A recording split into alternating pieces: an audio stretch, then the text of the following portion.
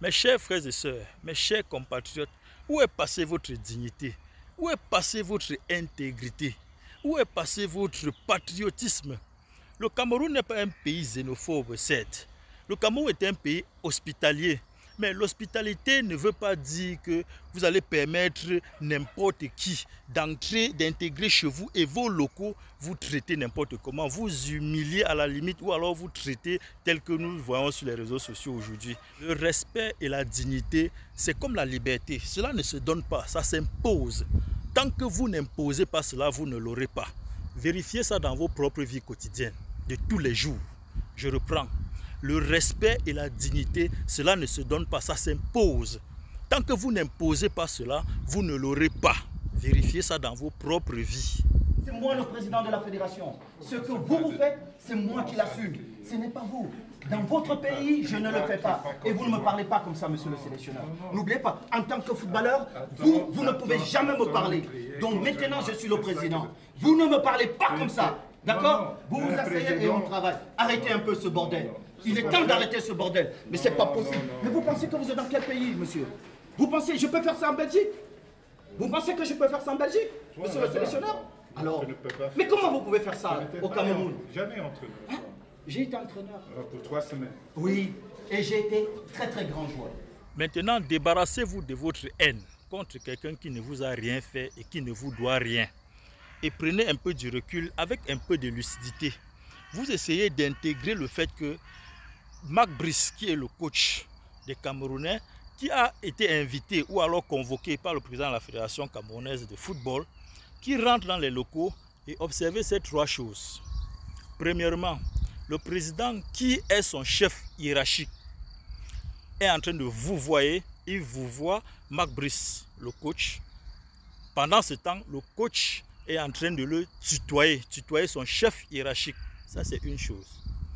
De 2, pendant que le président de la Fédération camerounaise de football, qui est son supérieur hiérarchique, est en train de lui demander ou alors lui présenter ses manquements depuis un certain temps, lui, le coach, demande à son supérieur hiérarchique que ça fait 2 mois que je suis là. Tu étais où?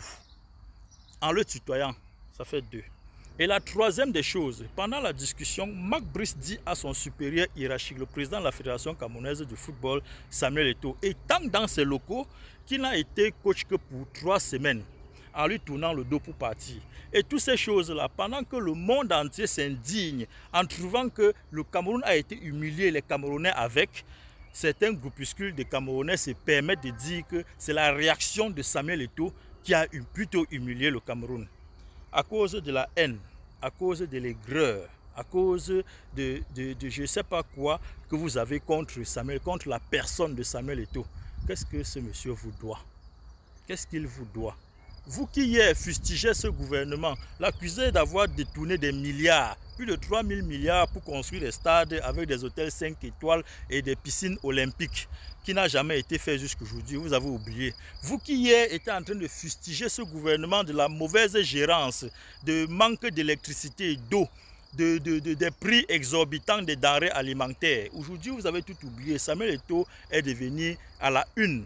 Samuel Eto'o est devenu le problème majeur du Cameroun. Vous êtes aujourd'hui allés vous allier, signer le pacte avec ce même gouvernement, ce diable d'hier, parce que vous avez la haine contre un seul individu, contre quelqu'un, je répète, qui ne vous a rien fait et qui ne vous doit rien.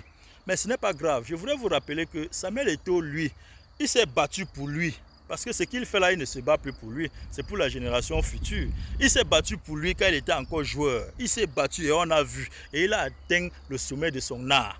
Ce qu'il fait là, ce n'est plus pour lui. Bon, mais comme aujourd'hui, parce que vous voulez le voir mourir, comme vous, les mêmes gens comme vous étaient là hier. Ce sont eux qui étaient en train d'applaudir hier quand on était en train de tuer les Ernest Wangé, les Nyobe, les Thomas Sankara. Ils étaient en train d'applaudir. Aujourd'hui, nous sommes en train de leur pleurer. Vous voulez aujourd'hui faire la même chose avec Samuel Eto'o. C'est ce que vous êtes en train de faire, même si vous ne vous rendez pas compte. Ou alors même si vous le faites sciemment. Mais ce n'est pas grave. Ce que je voudrais dire maintenant à Mac Brice, c'est que il est temps de laisser l'affaire là. Il faut quitter au milieu de ces choses-là. Il faut quitter de là. Si ce que tu sais qui peut être bien, ce que tu penses qui peut être bien, ce que tu peux faire qui peut être bien pour toi, c'est de quitter.